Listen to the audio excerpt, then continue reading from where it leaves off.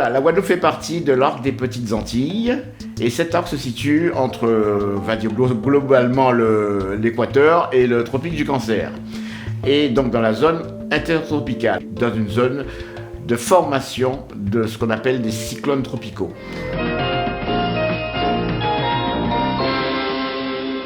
Mesdames et messieurs, bonsoir. Olivier Stirn, le secrétaire d'État aux départements et territoires d'outre-mer, est rentré à Paris ce matin après un séjour aux Antilles. Il a confirmé en arrivant qu'il était quasiment impossible de prévoir quand aura lieu l'éruption de la Soufrière, si elle a lieu d'ailleurs, et quelles en seront les modalités et les conséquences. Il n'est donc pas question pour le moment que la population de Basse-Terre réfugiée au nord de la Guadeloupe rentre au pays. À cette grande inquiétude vient s'en ajouter une autre ce soir. Un cyclone se dirige vers les Petites Antilles et risque d'atteindre la Guadeloupe dans la nuit ou demain. Le préfet a donc décidé, avant de déclencher le plan Orsec, d'établir ce qu'on appelle une préalerte, de façon à protéger au maximum la population. Les cyclones tropicaux qui prennent naissance depuis l'Afrique et qui peuvent aussi se déplacer, se propager ou prendre naissance jusque sur les côtes des Amériques. Voilà, et donc nous sommes en beau milieu de cette autoroute et c'est pour ça que nous avons régulièrement des alertes cycloniques. L'avantage du cyclone, c'est que ça prévient. On le voit venir longtemps à l'avance, grâce aux satellites notamment. On peut le prévoir, on peut s'organiser pour, et surtout c'est le seul risque naturel majeur avec lequel on peut se bagarrer. Les autres, c'est pas vraiment possible. Voilà, donc ça c'est un premier point, c'est le risque météorologique le plus dangereux pour notre pays, Guadeloupe. Du point de vue tellurique maintenant, nous sommes dans une zone de compression de plaques tectoniques, c'est-à-dire ce qui se passe sous terre.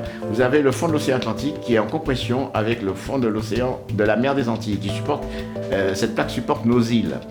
Et cette compression nous amène des tremblements de terre qui sont beaucoup plus dangereux, potentiellement plus énergétiques que ceux des grandes Antilles. Nous sommes dans une situation identique à celle du Japon et de l'Indonésie. Alors des dates clés, par exemple le séisme du 8 février 1843 qui a eu lieu à 10h40 du matin et qui a détruit toutes les constructions de la Grande Terre, du Nord Basse-Terre et de l'île d'Antigua et notamment la ville de Pointe-à-Pitre qui a brûlé et il y a eu 3000 morts. Un tremblement de terre c'est méchant, c'est beaucoup plus méchant que des gros cyclones.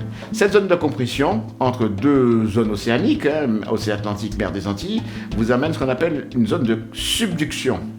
La zone de subduction, c'est un phénomène, vous avez le fond de l'océan Atlantique qui passe sous la plaque Caraïbe. Et ce phénomène de subduction nous amène à avoir une zone de volcanisme. Toutes les îles des Petites Antilles, à l'exception de la Barbade et de tout petit bout de la Désirade, sont des îles d'origine volcanique, Grande Terre, Marianne comprise. Et ça, c'est cataclysmal et ça détruit tout sur son passage.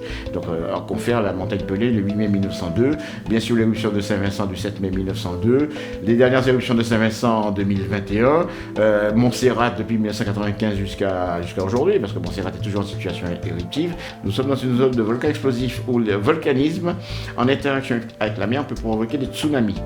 Et donc des tsunamis, il y en a régulièrement ici, de notre propre zone à nous. Montserrat nous a fait, par exemple, pour ses éruptions depuis 1995 jusqu'à tout dernièrement 2006, nous a fait 3 tsunamis sur la côte sous le vent, des en particulier, Terre de Bâle et Sainte. Voilà, donc nous sommes concernés par ces phénomènes, ce qu'on appelle des aléas majeurs. Je dis aléas majeurs et méchants de la planète, et nous devons y prendre nos précautions. Donc pour résumer, le tremblement de terre ne prévient pas. C'est le risque qui concerne la totalité de la Guadeloupe et de son archipel. Le volcan, lui, alors j'ai oublié de le dire, mais le volcan, lui, prévient plusieurs mois, plusieurs années avant. Donc on n'a pas de risque volcanique imminent pour l'instant la Soufrière, mais ça va arriver un jour. Au-delà de 2 ans, on ne peut rien dire. Le cyclone tropical, lui, il se voit venir plusieurs jours à l'avance. Et le tsunami, bien sûr, c'est 2-3 minutes après le phénomène qu'il a créé. Voilà pour le contexte de la Guadeloupe.